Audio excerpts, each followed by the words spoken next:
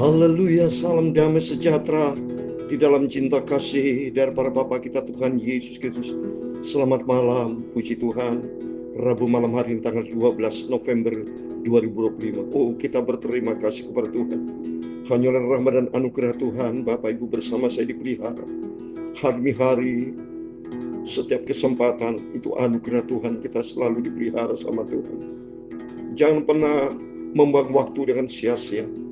Seperti pada malam hari kita mau baca firman Tuhan Matius 21, 18-22. Yesus mengutuk pohon yang tidak berbuah. Tuhan panggil pilih kita sesuai dengan firman Tuhan dalam Yohanes 15:16. Kita sudah dipanggil pilih sama Tuhan supaya kita pergi menghasilkan buah. Artinya jangan sampai kita buang waktu dengan sia-sia. Hidup sebuah kesempatan. Hidup adalah sebuah anugerah. Jaga keselamatan, kerjakan keselamatan yang Tuhan berikan buat kehidupan kita. Kita mau taat, kita mau setia, kita mau cinta Yesus. Saya Pastor Yakob Rahmat, kami nyanyikan pujian. Hidup ini adalah kesempatan.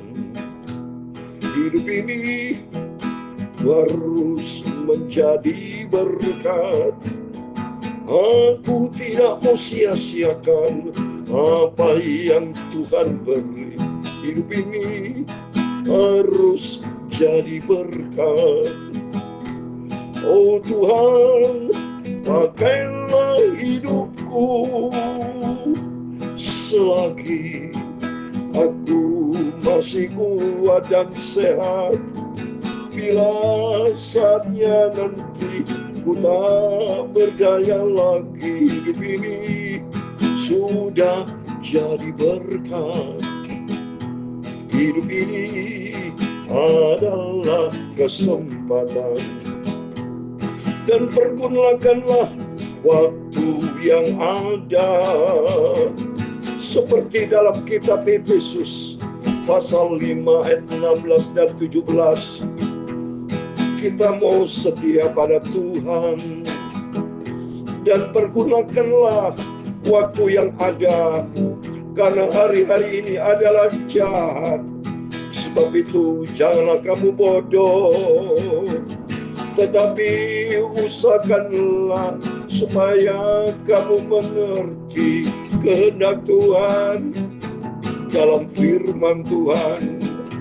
Oh Tuhan, pakailah hidupku selagi aku masih kuat dan sehat.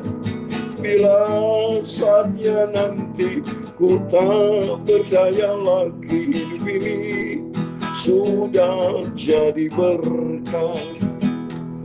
Ya Tuhan, punya mula kebesaran dan kejayaan, kehormatan, kemasyuran dan keagungan.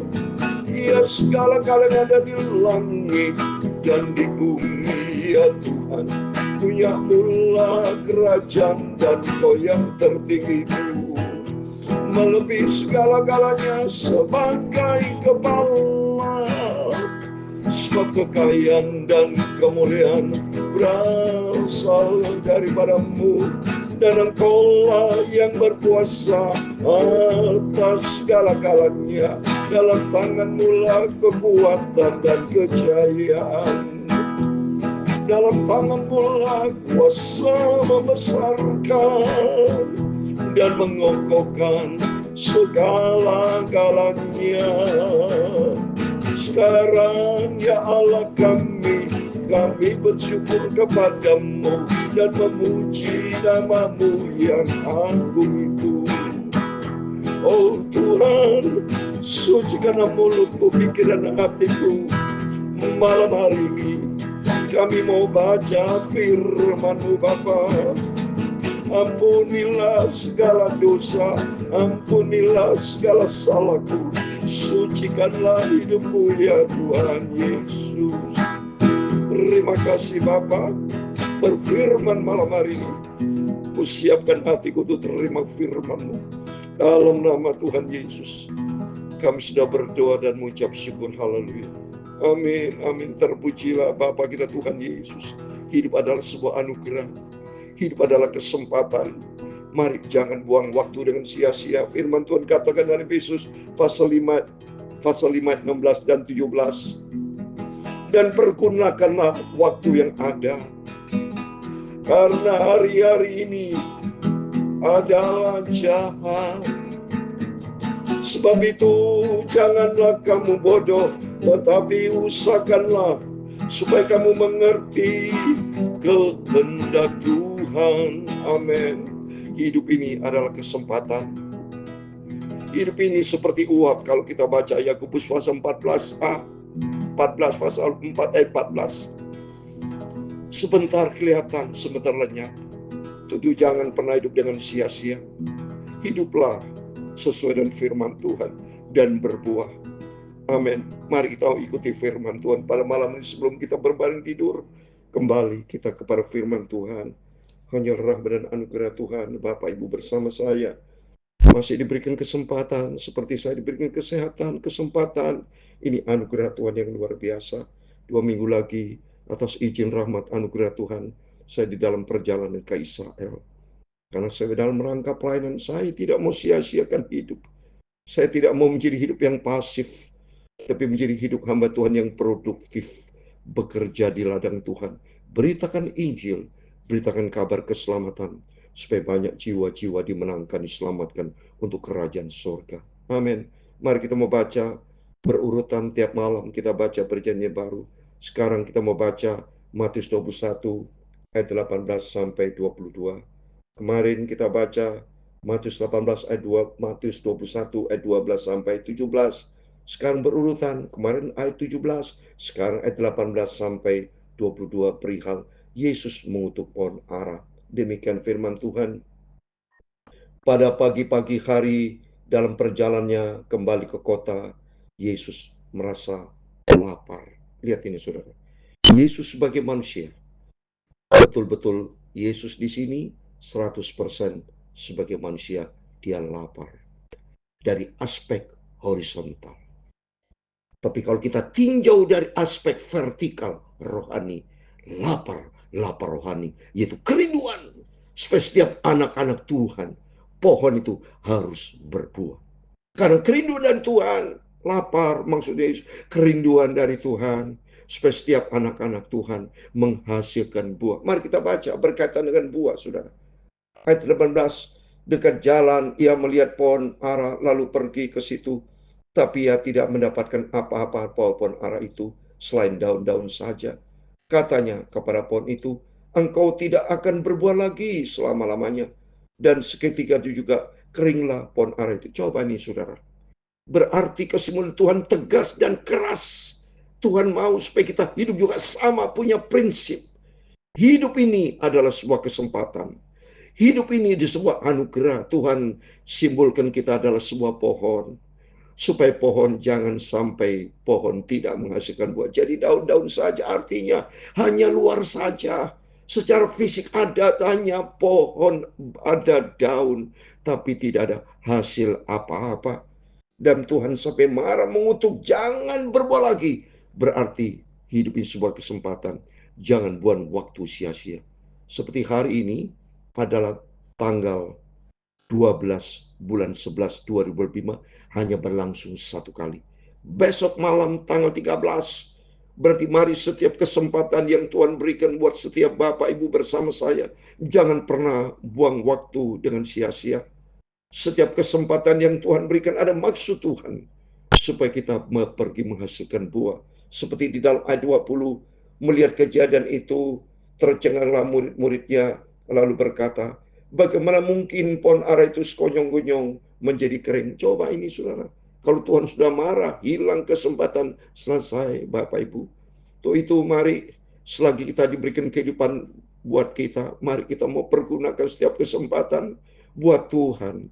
Jadilah jemaat yang produktif. Jadilah hamba-hamba Tuhan yang produktif. Yang pernah menghasilkan buah. Buah ada 3 saudara.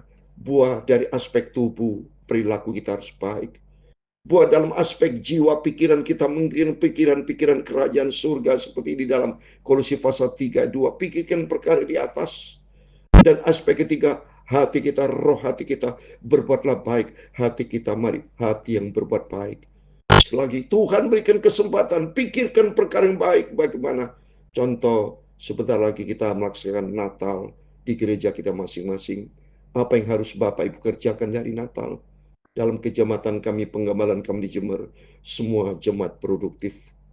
Yang jemaat menghias gereja, ada mencari dana untuk memberikan suatu bakti sosial, memberikan kepada mereka merasakan kekurangan.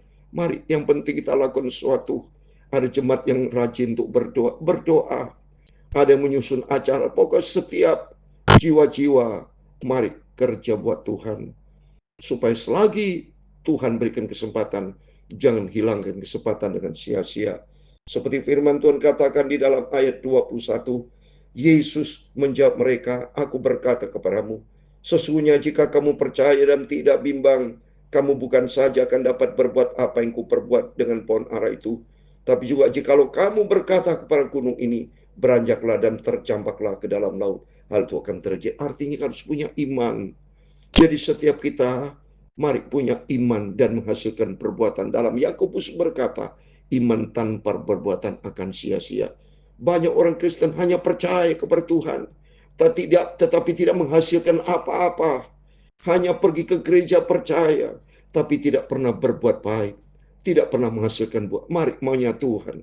Supaya kita selain percaya kepada Tuhan, vertikal kita percaya kepada Tuhan, horizontal kita harus menghasilkan buah yang baik.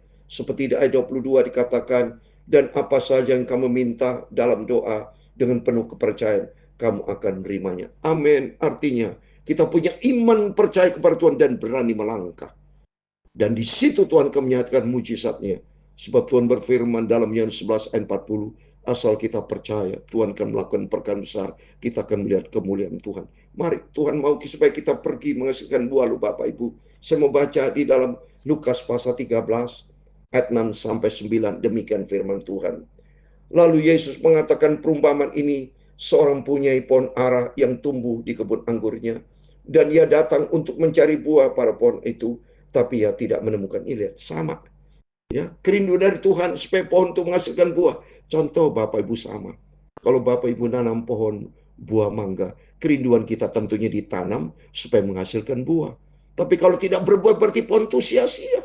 Demikian kehidupan kita, Tuhan kasih kita kehidupan, Tuhan menciptakan kita supaya jangan sampai kita kehidupan dengan kehidupan yang sia-sia, dibuang waktu dengan percuma.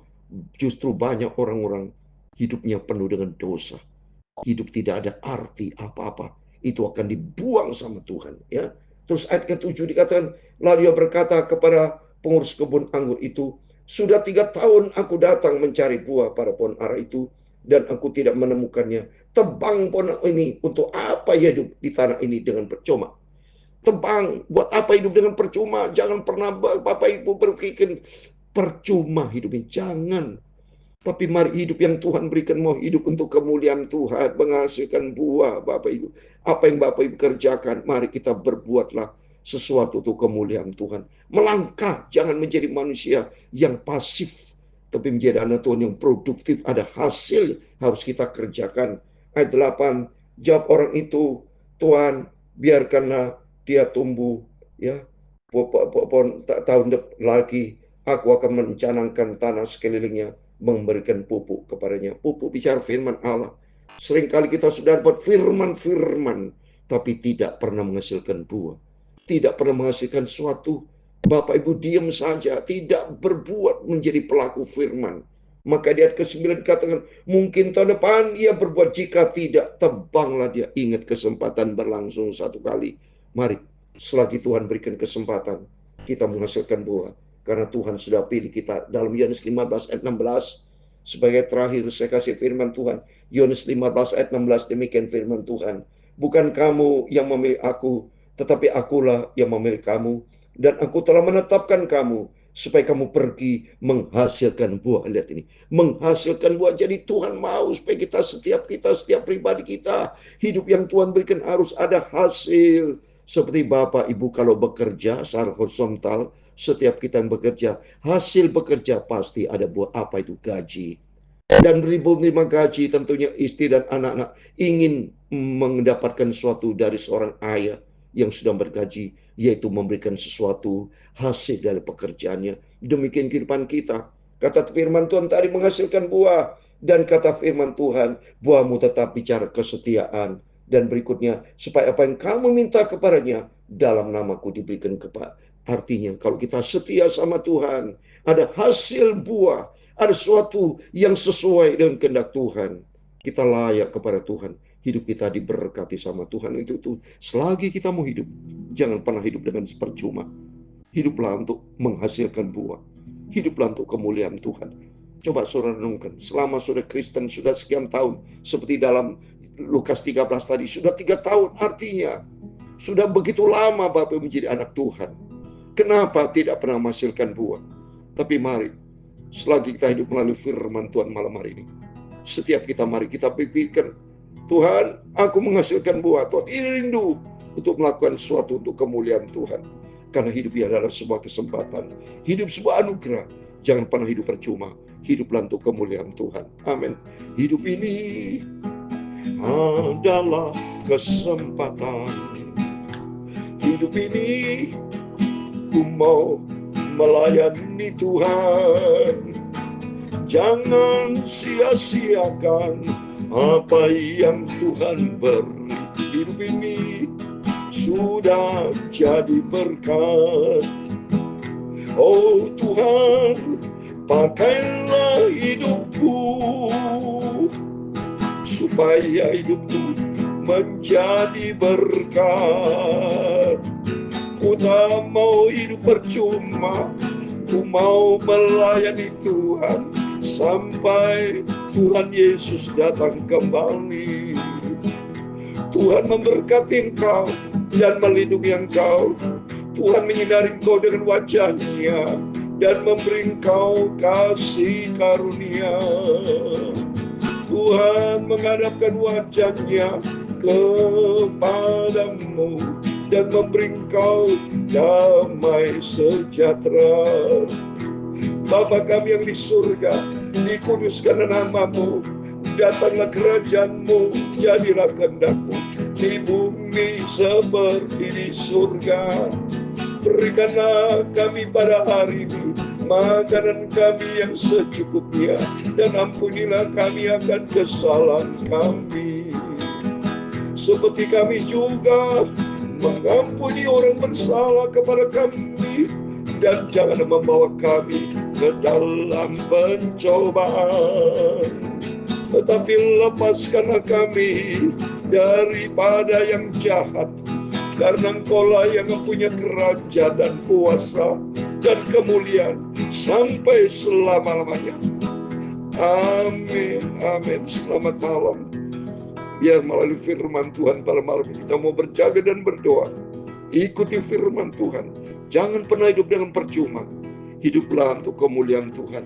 Jadilah jemaat hamba Tuhan yang produktif untuk kemuliaan nama Bapa kita Tuhan Yesus Kristus. Amin. Immanuel, puji Tuhan.